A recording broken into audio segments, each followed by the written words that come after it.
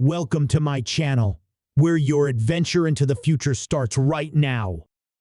Step into a vibrant universe filled with groundbreaking technology, breathtaking alien landscapes, and exhilarating sci-fi narratives that challenge your imagination.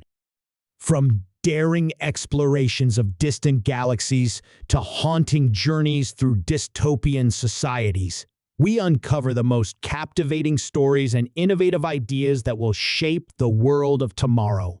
Subscribe today and join us on an incredible intergalactic voyage that promises to inspire and thrill. The universe had always been vast, unpredictable, and terrifying. Planets rose and fell, civilizations flourished and decayed, and among the infinite stars, countless species existed, each with its own history and goals. Some sought peace, others war. Some were just trying to survive, while others actively sought dominion over the galaxy. And among these various beings, humans were an anomaly, unique and unlike anything the cosmos had encountered. Small, frail, and seemingly insignificant on the grand cosmic scale, they had a drive, a stubborn persistence, and an unpredictable nature that made them both fascinating and terrifying to the advanced alien species who observed them from afar. At first, humans were just another species to study, catalog, and monitor. Their primitive technology and lack of advanced interstellar capabilities made them an easy subject for observation. But as the years went by and humans began to evolve, their potential became undeniable. Their rapid technological advancements, their creativity, and their ruthlessness were starting to show. Some alien races began to see them not just as curious creatures, but as a threat to their long-standing power structures. The Centaur Collective was one of the most advanced and feared species in the galaxy, an empire built on conquest, expansion, and the subjugation of weaker civilizations. They had been observing Earth for decades, collecting data on its inhabitants. The Azantaurs were a species of cold, calculating intellects, and to them, humans were a curiosity, one they had kept a watchful eye on for a long time. There was something about humans that intrigued the Azantaurs, something that seemed to defy logic and reason. Perhaps it was their ability to resist oppression or their tenacity in the face of overwhelming odds. Whatever it was enough to draw the attention of the Xantor Collective, who saw the humans as both a potential asset and a threat. And so, the Xantors decided to act.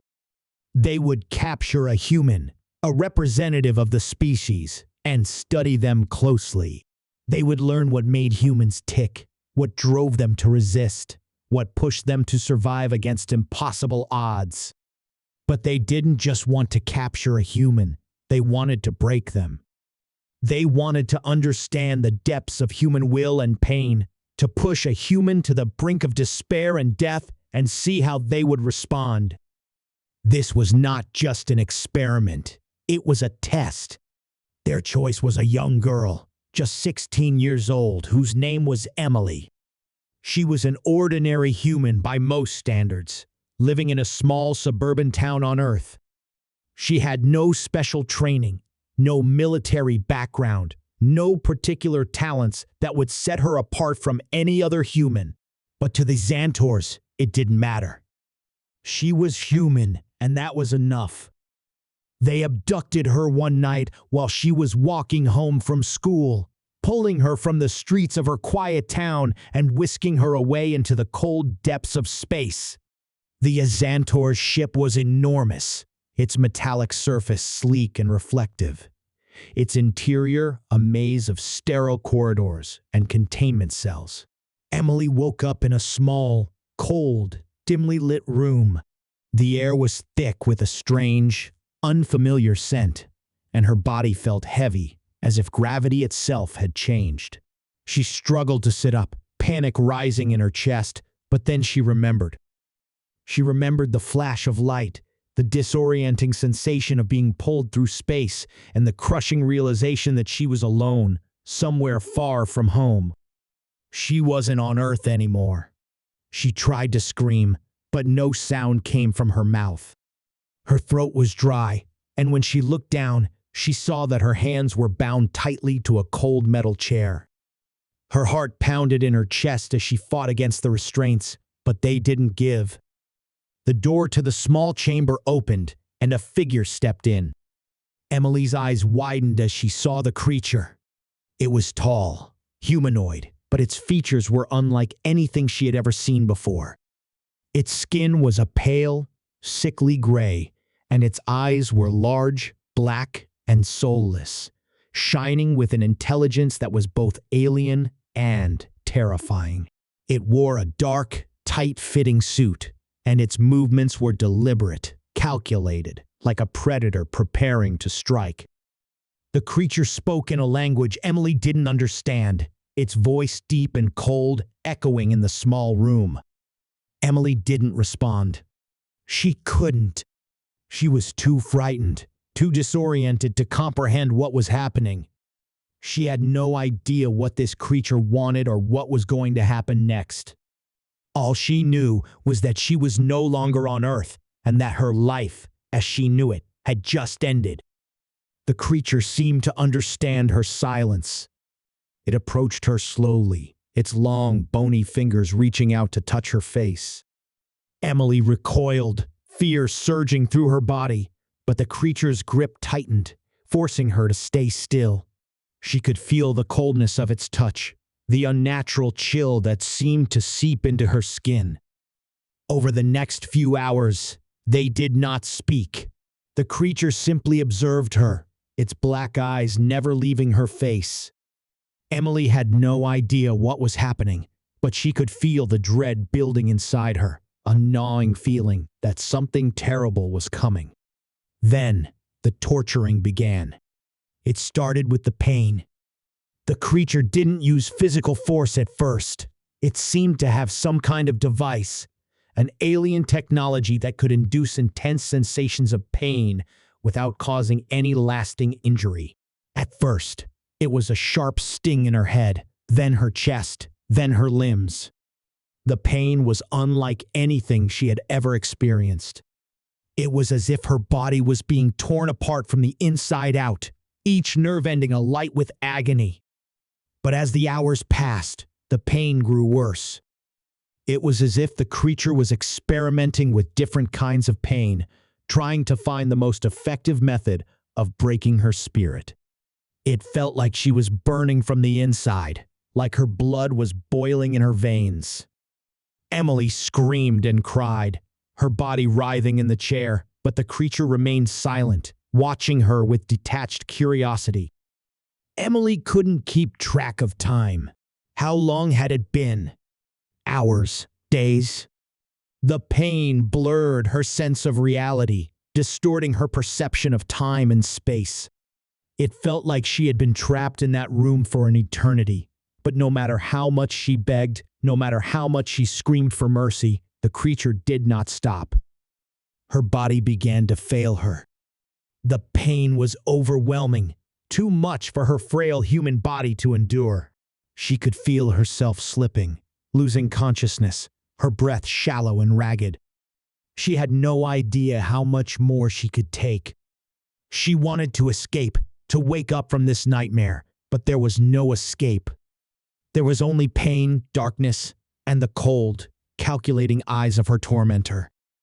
And then, the worst of it came. The creature attached some kind of device to her chest, a cold metal probe that began to suck the life force from her. It was unlike anything she had ever felt, like the very essence of her soul was being drained away, piece by piece. She felt herself fading, her strength waning with each passing second. She couldn't fight it. She couldn't even scream anymore. All she could do was feel her body weakening, the life slipping away, until, finally, she couldn't feel anything at all. Emily died. Her heart stopped beating. Her breath ceased. The pain stopped, and her mind was consumed by an all-encompassing blackness. There was no light, no sound, no sensation, just a void, the emptiness. But that wasn't the end. 37 minutes later, something impossible happened. Emily's eyes snapped open. Her heart began to beat once more, her lungs filling with air. It was as if she had been reborn, a resurrection that defied the laws of nature. Her body was no longer broken, no longer tortured. She was whole again. But as her consciousness returned, something had changed. She felt different. The first thing she noticed was the silence. The pain was gone, replaced by an overwhelming calm. But beneath that calm, there was something else, something dark, something ancient. It was as if she was seeing the universe with new eyes, as if her mind had expanded in ways she couldn't fully comprehend. She could feel everything: the alien ship around her, the presence of the creature watching her from across the room, the very fabric of reality itself. It was as if the veil between life and death had been lifted, and she had been shown something beyond human understanding. The creature watched her with growing curiosity. It had seen many beings, many species, and it had tortured countless prisoners, but it had never witnessed something like this. Emily wasn't just alive again. She was different. Stronger. Her eyes glowed with an unnatural intensity, and the air around her seemed to hum with a strange energy. The creature had assumed that it had broken her, that her spirit had been crushed and her body destroyed. But now, as it looked at her, it felt an instinctive unease, as though it were in the presence of something far more powerful than it could ever understand. Emily slowly stood up, her hands still bound to the chair, but she no longer felt the restraints. She could feel the air around her, the energy in the room, the presence of the creature.